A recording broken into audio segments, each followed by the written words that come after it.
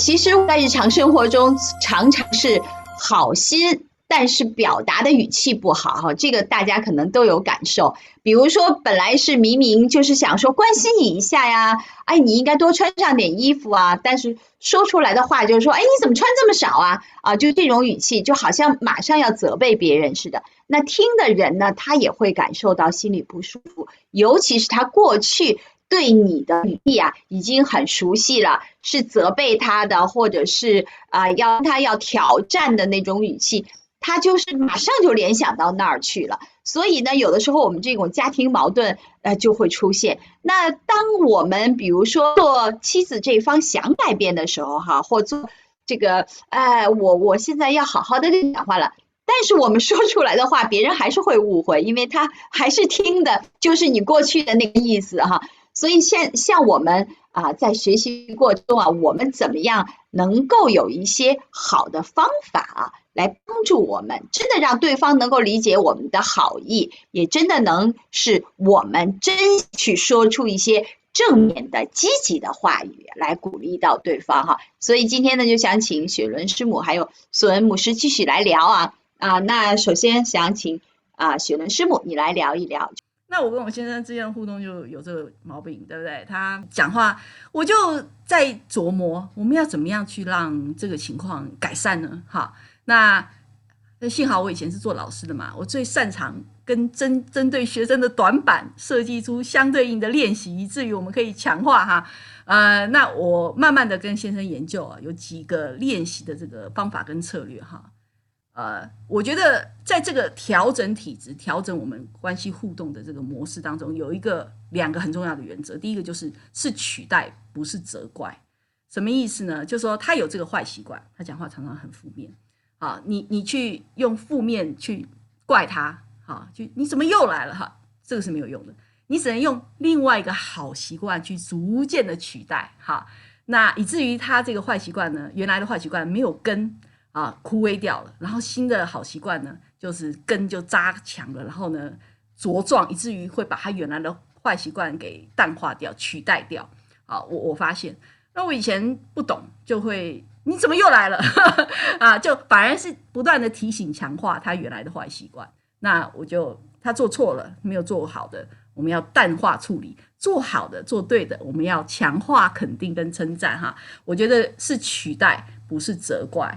的是调整我们有这个互动、建立正面习惯的一个原则。第二个，是正面强化，不是消极抵抗。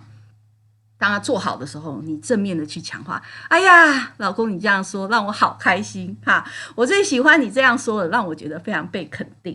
就是去正面的强化，而不是消极的抵抗这是很重要的原则。那我们所运用的第一个操练呢，就是每天晚上睡前，我们有感恩的练习感恩是神的命令，也是神所喜悦的心思意念在关系上特别有那个润滑的作用。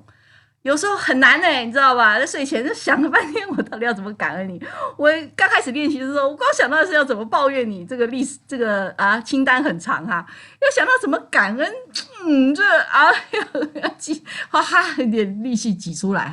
但是练习久了，就慢慢就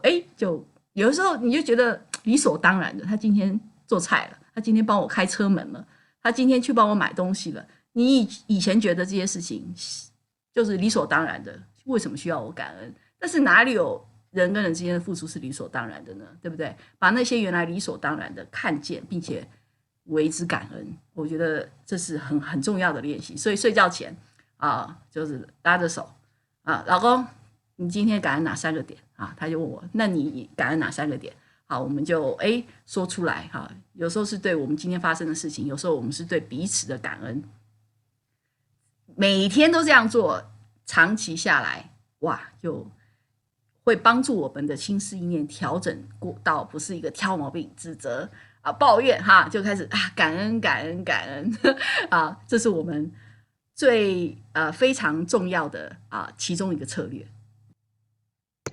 太棒了，这个是一个非常实用的方法。其实不光是对夫妻两个，我觉得就整个的家庭都是这样。尤其是我们在日常生活中，有的时候孩子也不懂感恩啊，觉得家长做了很多事情都是应该的，然后我们作为家长的，我们也不懂得感恩。其实有的时候孩子做的一些事情可能是看上去负面，但实际上是来改变我们的。同样，我们对上一代的老人家也是这样。我们做孩子，我们的父母，对吗？我们也不懂得感恩，我们总觉得我们小的时候受了很多的伤害啊，我们原生家庭给了我们好多的苦啊，对吗？但是我们没有想到，就是因为这些苦难，今天我们就成为了一个会感恩的人。以至于我们也传承到下一代，让他们也能够成为会感恩的所以我觉得这个实用案例真是非常好，让我们来学习，我们大家一起怎么样的来锻炼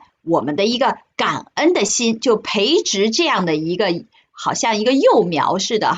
从栽种，然后让它发芽到生长，最后开花结果是非常好的，成为一棵栽在溪水旁的树按时候结果子，叶子也不枯干好，那个我想就接着请宋恩牧师你来讲一讲刚才师母已经给了一个非常好的方法，就是感恩。那接下来请您来分享好吗？刚才讲到说我们在原生家庭里面呢受到很大的影响，其实是我们现在说话的方式也是受原生家庭有很深的影响。为什么我现在讲话会是这样子呢？对，跟另外一半的沟通，对方会觉得是怎么你好像总是把好的意思用方式来表达呢？那是跟我自己原生家里面长大的沟通模式是很相关的，而对方的听不懂或者就会觉得产生这个反弹。我有一个小小的例子就是可能觉得来强调这个的重要，我觉得感需要学习的，而且好像要当成一种新的语言来学习。我觉得一直呢，虽然讲得很容易又是基督徒又是传道人，以为每天列3个感恩事项很容易，不是的。一开始就像跟薛仁一样，绞尽脑汁怎么脑袋里面都是留着那些不好的想要抱怨的事情，都没有感恩的事情了，就发现说自己怎么会是这个样子呢？那我觉得透过这练习当中，就发现说去增加自己对值得感恩事情的敏锐度就在那些像刚才薛仁讲的，在那些微不足道以前都不觉得习以为常的事情中找到那些可以感恩的点，我觉得这点是给我很大的帮助。因为我就发现我更能够所谓的感恩的，就是我有一个更细微的观察到我身旁的周遭有哪些值得感恩的，是我过去没有发现的。那这是需要练习，而且要持之以恒的。那我觉得这就是一个很重要的部分。那这理论上面讲的你觉得很容易，我用另外一个可能跟感恩不是直接相关的例子，是我自己很真体会的例子来说明到这个的重要性。为什么刚才说你要学感恩像学一个新的语言呢？就是我在发现我用中文跟学生就是时不时，不管我自己有没有注意到，或是他提醒我，总是负面的多，然后一句话就这样讲，就比较容易从负面出发。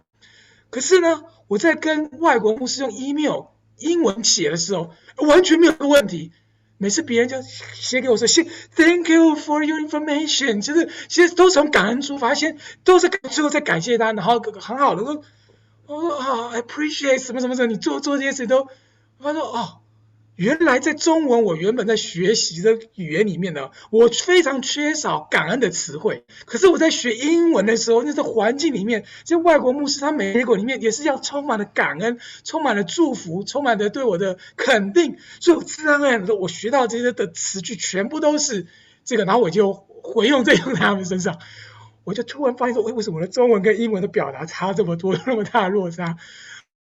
我就体会到说，那是因为我在学英文的时候呢，这些人都是正面的语言，所以我全部都照单全收，我就先从模仿开始嘛，语言都是这样。那中文不是，我开始模仿了，大多数都是负面的，跟这个表达方式，所以我没有正面表达词汇，所以我就很痛苦。一开始最什么痛苦是我明明没有这个词汇，不知道怎么去表达，然后也没有这个敏锐。所以我觉得就是刚讲到这个重要，就是要每天做，而且持之以恒，不断的去练习，因为我过去在中文里面没有这样的一个这样的词汇跟习惯，所以一开始很不容易的，但练习久了以后，就慢慢就可以成为我的习惯，好像我的呼吸，我的细胞里面的记忆的部分，就可以很自然而然的去表达感恩，跟想到可以感恩的东西。那我觉得这一点是讲到这个的重要性，以及我自己和切身体会，要像学一个新的语言一样的去学习感恩。太棒了，这个非常好的补充。求你用我做你的器皿，将你的爱分享。